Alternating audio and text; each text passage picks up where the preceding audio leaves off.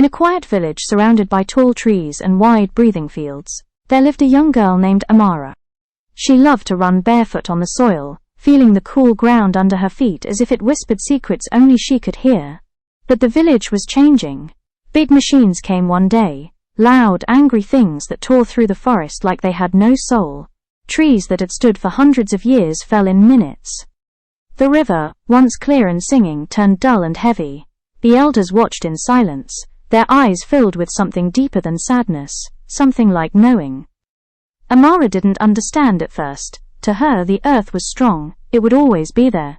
Until one day, it wasn't. The crops began to fail, the air grew dry, the animals disappeared, the same ground she once danced on became cracked and lifeless. It no longer whispered, it cried. That night, Amara had a dream. She stood in the middle of the forest, but it was alive again. The trees stood tall, the river shimmered, and a deep voice echoed around her, not loud, but powerful. You walk on me as if I am beneath you, the voice said.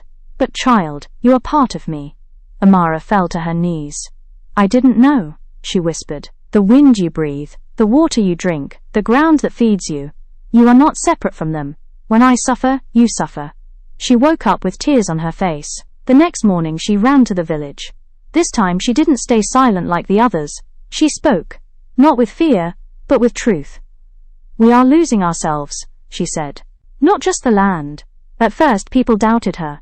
But slowly, they began to listen. They remembered the old ways, how their ancestors treated the earth not as property, but as family. So they changed. They planted trees where there was emptiness. They cleaned the river with their hands. They stopped taking more than they needed. It wasn't easy, it took time.